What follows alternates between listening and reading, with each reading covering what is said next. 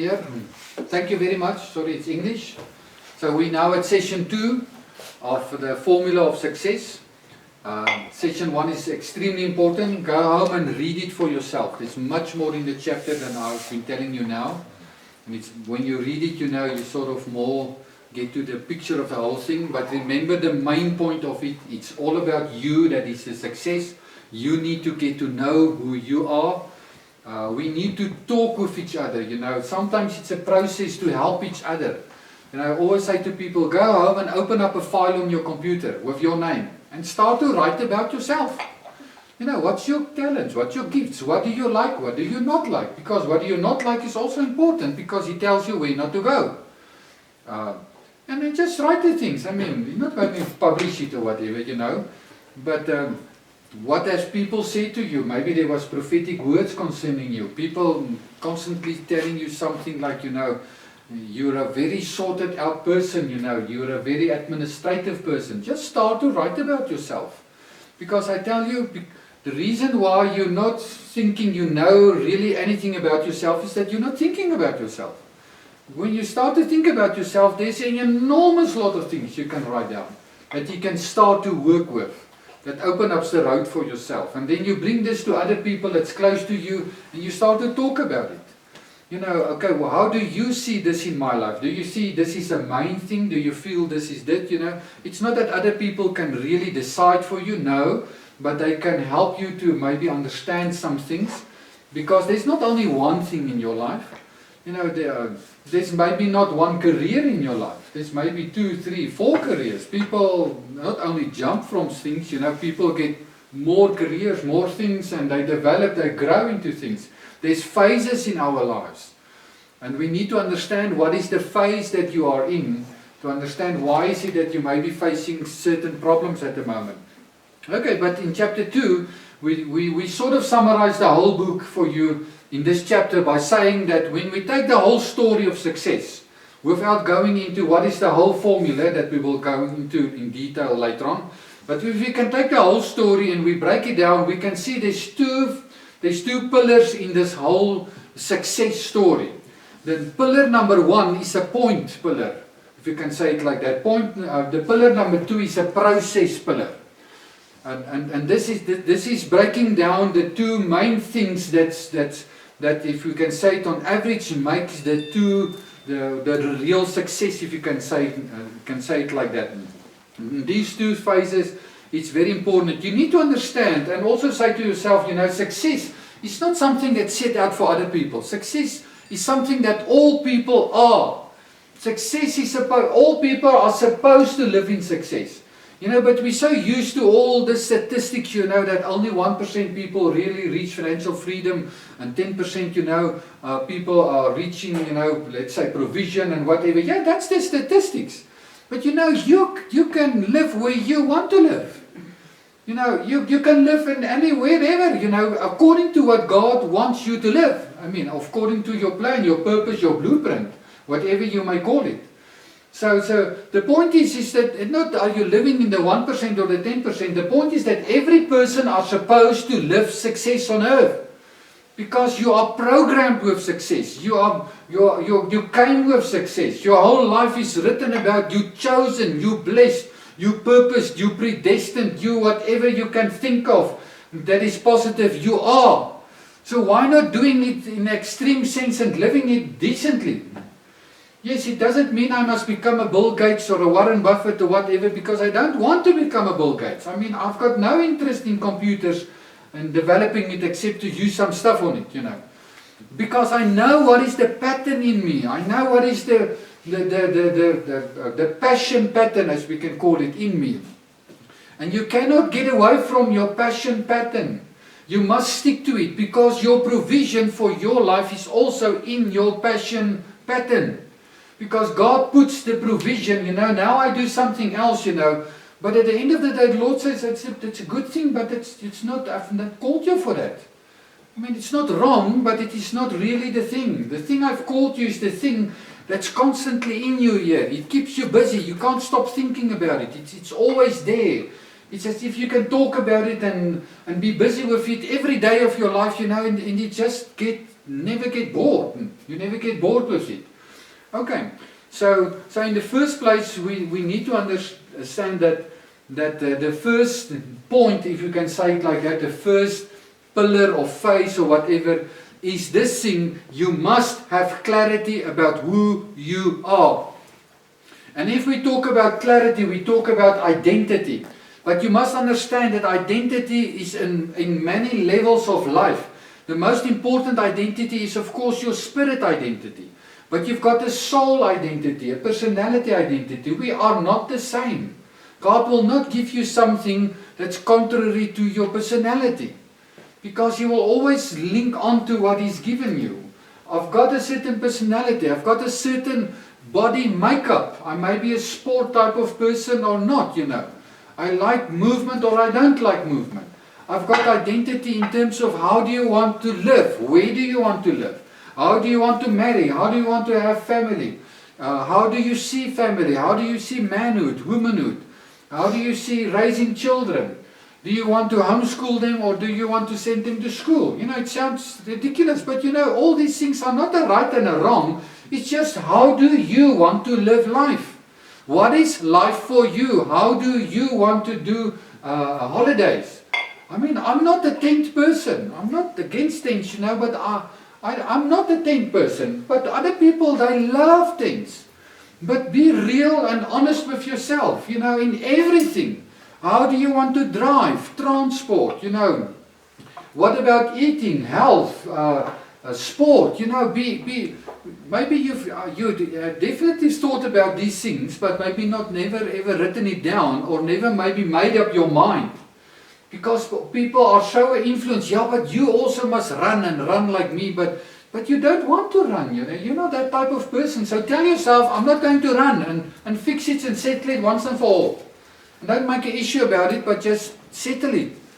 Have you settled it? Who are you? And that word clarity is a beautiful word. Do you have clarity and persuasion and understanding about who you are?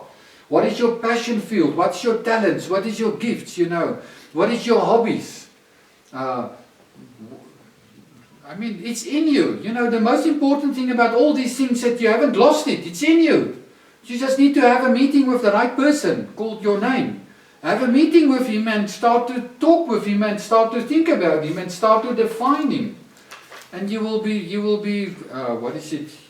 It's of a rasvis. You will be surprised, you know, how really you maybe know this person, but you don't come to that point of absolute clarity, where you say to yourself, as we've said, you know, this is who I am and this is what I am going to live.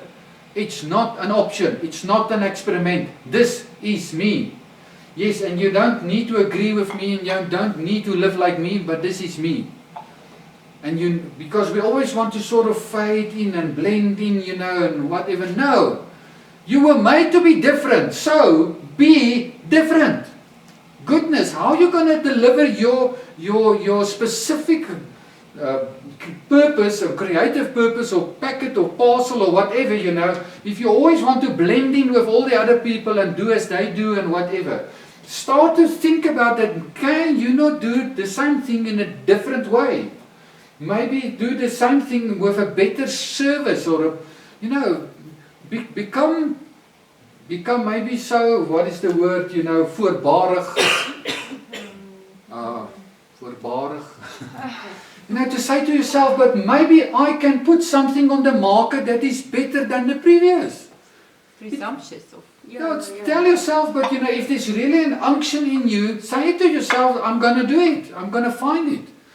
You know, I realized myself, you know, not having decent salary sort of type scenario, you know, it becomes difficult buying homes, you know, and I said to myself, but there must be a way in buying a home without, you know, paying money. I mean, and I said to myself, but how are you going to do it? I said, I must find that way. And how to buy a home without buying it with money. Because if you don't have money, you can't buy a home. So there may be another way. It took me 3 years to come to the point that I said, I must find it. And I said, Lord, help me. There must be a way. So I found a way. How to buy a house, even not to pay 1 rand for it. Because you don't need to pay 1 rand for it.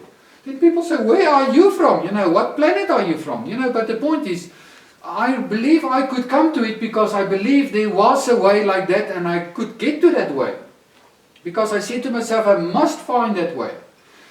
You see, but the point is, you know, are you willing to step over the boundaries that's currently there and say, but there must be a better way?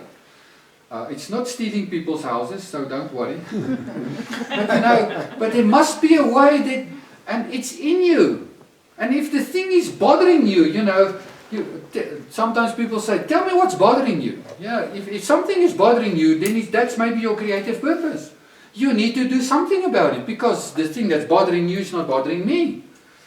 So is there a problem that is constantly before you that you can't find yourself getting yourself away from or whatever?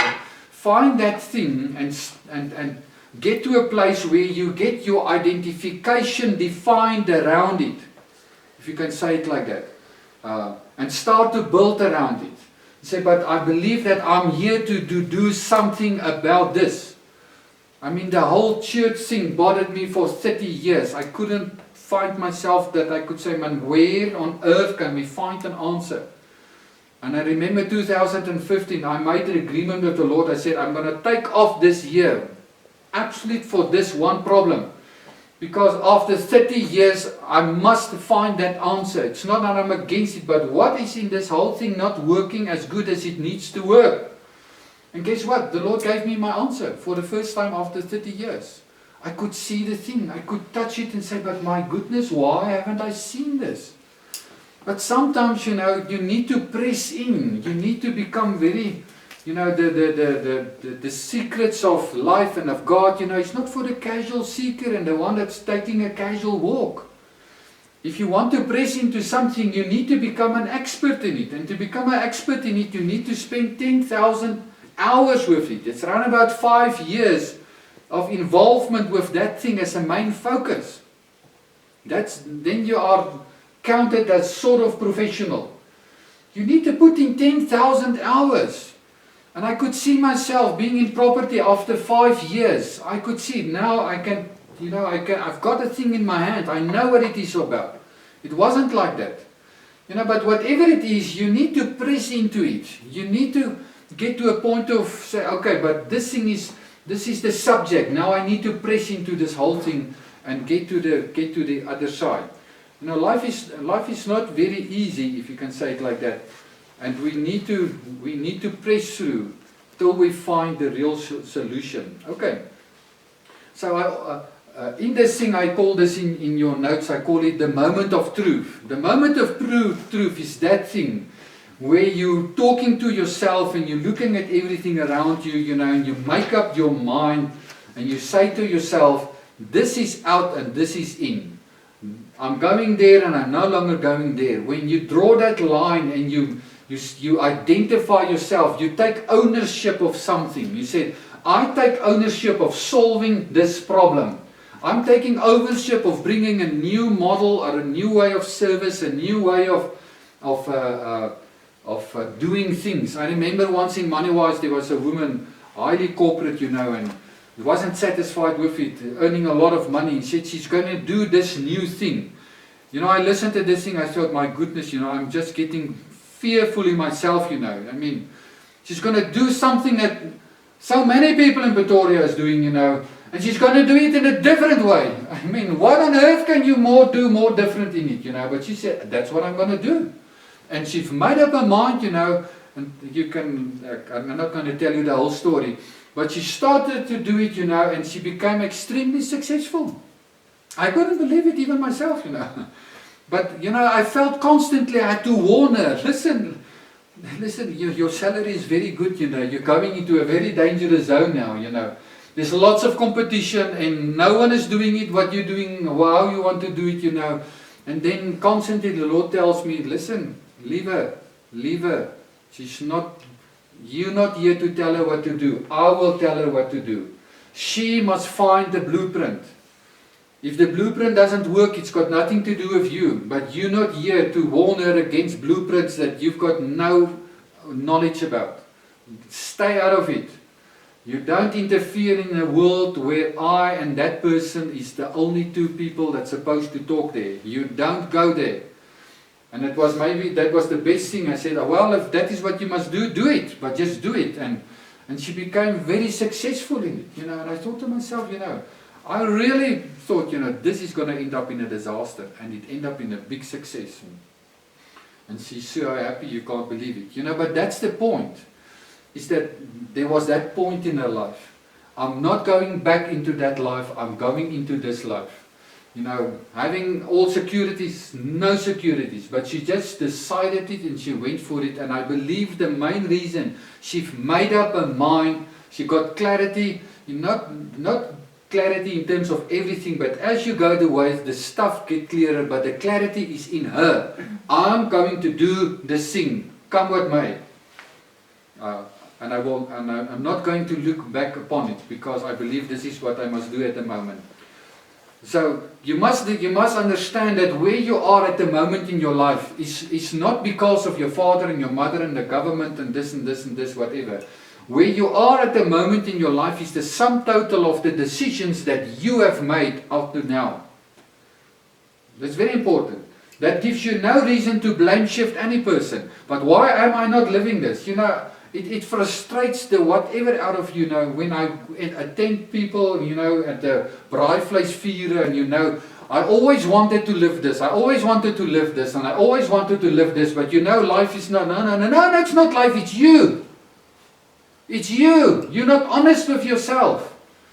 And most people have all these dreams. That's one of the things in Moneywise, you know, here chapter 5, of 7 to 8, you know, people start to see the picture. And then they start to dig up their dreams again. Because, you know, they said, but there's not money for my dream. Then they bury the dream. Because at the moment you get the dream, there is not money for it physically. It's in you. You need to first get ownership on the dream, not on the money, on the dream. Because God will not give you a dream if there's not provision for the dream. But we don't believe that second part. Therefore we bury the dream. Lord, give me first the open sea, then I will walk. The Lord says, no, walk unto the sea, and the sea will open when it's needed to open. You see, and that's the way I'm doing things. And then people realize, listen, it's not a money thing. Listen, the money thing is not the reason why people are burying their dreams. They say it's the money thing. No, it is you that's not believing that you can live what's in you. You don't want to be honest with that guy being called your own name and say, listen, there's no excuse for you. You're going to live that thing. You don't draw a line for that person. You don't put him in a corner and say, listen, there's no way out of it.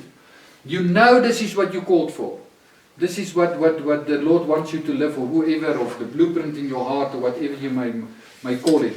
And get to that place of moment of truth. Shift of all the blame shifting. Get rid of it and say, I am responsible for being here where I am today.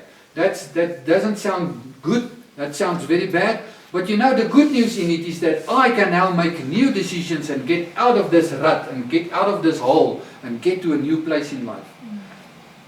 Because it's up to your decisions that you make, that you will get out of it. Okay. You need to confront yourself. You know, this moment of truth is a place where you need to confront yourself. You need to be gut level honest with yourself.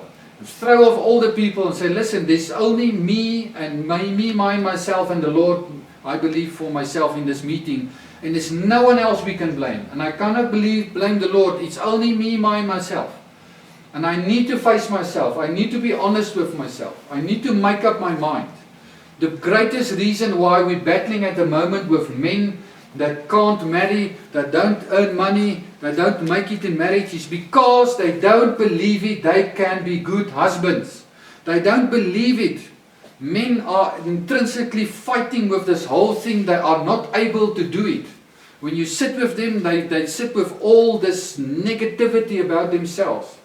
And you can't marry if you can't make that decision. Listen, I don't know how to do it, but I know I will get to know it. But I am doing the right thing. I am the right thing, and I am the best husband, and I'm going to do it. Yes, it's not going to make it easy always. But I'm going down this road to do it, and whatever it takes, we will go through this to the other side. But that moment of truth must happen in you. And stop generalizing, about things. We will see that we can get also this and maybe get rich and whatever. That's not going to help at the end of the day. Part of this whole thing about thinking about yourself is about, what is the why in your life? The why in your life is the motivation. Because the second pillar is a pillar of 5, 10, 20 years that you need to go and live life. This is a point of who am I? And then I need to step out in life, and I need to work with this decision that I've made till I see the full product. You make the decision to write a book, then you step out in a month, 2, 3, or a year or 2, till you see the product finished. Because there's a process, but there's lots of resistance in that process. That process is called the school of life. It's actually day 1, day 2, months, years. That's happening every day as you and me wake up with resistance. I'm not feeling well, maybe this, and your boss is not this, and whatever, Life is full of resistance. Life is full of contradiction. That's telling you you're not good enough, you're not going to make it. And your own voice is the biggest battle you're battling with, because your own inner voice is constantly from the devil's side telling you you're not good enough, you're not going to make it, you've studied enough but you're not going to make it the exam. It's constantly degrading yourself and telling you that you're not able to go through the thing and to do it, and you need to deal with that voice and tell that voice to leave. Because if you've made your decision, you don't allow any voice in your life except the voice that says, that's who you are, that's who you are, go for it, go for it. You don't allow any other voice in your life, because it is not the right voice you need to hear and you must hear in your life. So you need to define this why. It may differ for a lot of people, Normally I hear people say, I'm sick and tired of this Quatercamp life, mud and rain and, everything wet and whatever. I can understand that can be a why in your life. The only problem with this negative why is that the moment you get now a nice house, what is your why then? Then the why is gone. So the best why in life is the positive whys. You need now to get to a place and say, okay, but maybe I must go and help other people in that Quatercamp also to get out, Because I'm going to help them in which way, doesn't know how you're going to do it. But the point is, there must come a place where you're not only being motivated to get out of the negative in life. That's not wrong. But you need to get to a positive why. That I need to go to a place where I can flow back to people. I can give them something. I can take them by the hand. I can help them to discover themselves or whatever. Because that why will keep you running for the rest of your life. And that's a why of what we call in average terms ministry. We are all called to ministry because we are all part of relationships. Whatever you do, you need to bring it back to relationships. You need to repackage it back to people. And reinvest whatever asset you've gained, reinvest it back to people. And open doors so that you can download something into that people's lives. And that will be the best why that will keep you running for the rest of your life. Okay, the positive why. As we've said, the first pillar is this point. Clarity about who you are in every aspect of your life. Number 2, then there is the process of 5, 10, 20 years or how long it might be, the school of life. That you now need to step out. And the most important thing of this process is that you need to stick to your original decision. To say to yourself, whatever this life will ask from me, even maybe going back to university 4 times, even failing 10 times, I don't mind what's going to happen here. But what I've decided I'm going to live. If it's going to take 3 years, 4 years, 10 years, we're going to live it. I remember when we saw the financial freedom thing, we sat down and we said to ourselves, this is what we are going to do in the next 10 years. At that stage, we were already married 10 years, but nothing of it happened. Guess why? We didn't plan it. We didn't believe it. We didn't thought about it that it need to happen in our lives. We were provided, we were living, let's say, nice, having a car, nothing else except clothes and furniture. But then we realized we are an accident happening, looking for a place to happen. So we decided to put down a plan and said, this is what we're going to do. It's not we're going to try it, this is what we're going to do. And it took us 12 years and it was on the ground. And I believe today the biggest reason for the success of that is not again we or this or whatever. It's the fact that we've said to ourselves, this is not an option. Our biggest why was our own children. And we said, for them it is worth it. We're going to put our heads down, we're going to do this thing. And we did it precisely according to the plan, and it worked out precisely according to the plan. And I look back to that and I say, it is not the plan that is, yeah, the plan was important, but it's that inner confrontation, that inner moment of truth, where you draw the line, you say to yourself, this is what's going to happen the next 10 years. Whatever it might be, if I need to go and study, get a grade in this or whatever, degree, doesn't matter, it's going to happen. It's no option. There is no such thing that, maybe, it's going to happen. We're going to look for everyone and everywhere to find out what is the answers to whatever we're going to go encounter. But the problem is, on this road you encounter numerous problems that's trying to disappoint you, that's trying to contradict you. You say, but this is not worth it. And then people say, but this thing you're doing, it's not going to help, and this and this and this, but you need to tell yourself, listen, what has the Lord told me to do, not you. I understand that if you must not do it, because it's normal. You don't need to do what I'm doing. I've got a unique plan. You've got a unique plan. But you must set your mind on it, and you must draw that line deep in your spirit. You must embrace this thing as this is now my responsibility, and just go for it.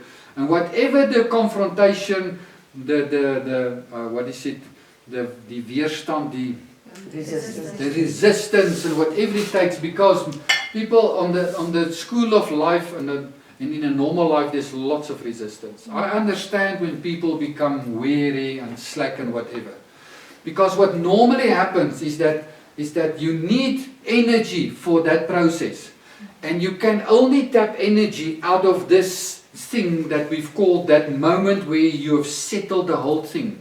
If you can't tap enough energy there, you will not be able to finish the process in life. You will start to scale down and cut off and say, okay, I'm no longer going to do this. Why? Because your energy will start to run out. That's why phase 1 is so important. It's not a physical phase where I can see it, if you can say it like that. It's where you need to sit with the Lord and with yourself, and you need to sort out that thing for yourself. And it's never completely forever sorted out, if you can, in the beginning, because you grow in it. But if you've got something to work with, you start to work with it. You say, okay, let's do this. Let's go for it. And let's get the thing together. So the important thing in the second phase, you need persistence. You need endurance. You need perseverance. And there's a big word called grit. We will get to that. The word grit, in the army they call it grit, vasbyt. You need to say to yourself, I'm not going to leave this thing. I'm not going to whatever. To stay in life and to stay working people and to stay faithful and to stay, stick to your relationships. It needs to take grit. It needs to take work through things.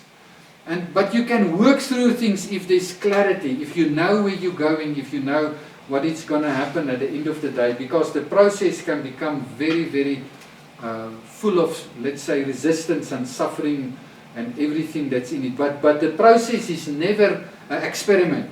We don't go into it and we experiment to see where we will get. No. Nowhere in my life when I had a phase of reconciliation, I could say to myself, I can understand how I will get there. I could nowhere understand. Every time I was so intimidated by it. I said, but we can't get there. I mean, it's sort of impossible. It's always the feeling. Then the Lord said, oh, well, that's normal. Because I will give it along the way for you. All I want you to do is to see it now, to make a decision and to start walk the road. And just say to yourself, whatever will happen there, we will sort it out as we go. Because as He is with us, and He that's in us is greater than He that's in the world. So let's just do it. But in that initial phase, every time you will be extremely intimidated. It's absolutely normal. Because you won't know the answers, you won't know what to do, you don't know if you're going to have the finances, and all the red lights will sort of go on. But the point is, you're just going to do it. Because there's no other way. And every time when you just start to walk and take day by day by day, then you end up at the end of the day and you say, but how did we arrive here? Well, one day at a time. There's no other way. Because remember, a vision of what the Lord gives you about yourself is the end. It's not something that's going to happen in 1 year. It's going to 5, 10, 20 years. You've got lots of time to sort it out. It's not going to sort out in one evening. But the Lord gives you a vision about the end. Because that's what vision is. But then He brings you back and He says, okay, the first step on a road of 1,000 miles is we're going to just take one step tomorrow. Because there's no other way. How do you eat an elephant? It's one bite at a time. There's no other way. So it's to go that way, but to make sure that you've got enough emotional energy in you, that you stay vibrant in yourself, that you stay true to who you are, that you stay in fellowship with wise people that can help you discern when things sort of looks as if it goes wrong, if you don't know how to maybe sort out the phases that's going on in your life. But as I look at my life, it's incredible. It's incredible. I've got new redesigning, replanning things in my own life at the moment, and I've got the same feeling that I've got every time since day one that we've heard that there was a baby coming. It's the same feelings all over. Baby 2, 3, 4, 5, 6, every time we've changed, made movements, it's the same process all over again. It's not going to happen. It's too big. There's not enough money. You get to a point you say, man, just shut up. Let's just do it and just live it and get it over. And then 2 years along the road, you say to yourself, how do we get here? It's not how do you get here. You were there. But if you can't say it in yourself, that is me. You will not sort of, let's say, the school of life will not take you there. If you don't take that ownership in your heart and you say, this is me.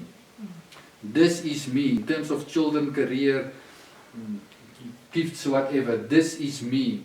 And everything scares me again. But I say to myself, oh man, that is the old story. It always scares you. So why worry? Don't worry. I always tell my child, you do what you can do and the Lord will do the rest, and don't worry about it. And every time you get there. How? I don't know. I don't know. Because it is not an how, it's the answer. The answer is in this thing that needs to happen in your heart, and you just need to step out and just make it happen. That's the answer. How? I don't know. Because your how will be different than my how. Because, whatever it is will differ. But as you take this step, the thing will pop up in your heart and you will know what to do. Just do it and believe your heart and make peace with your own heart. That your heart will give you the answer. Believe your heart. So many times I thought, no, it's not going to work. My heart says this, and then I do another thing and then it's not working out. Stick to your heart, because your heart will guide you. That's God's way to guide you. Thank you very much.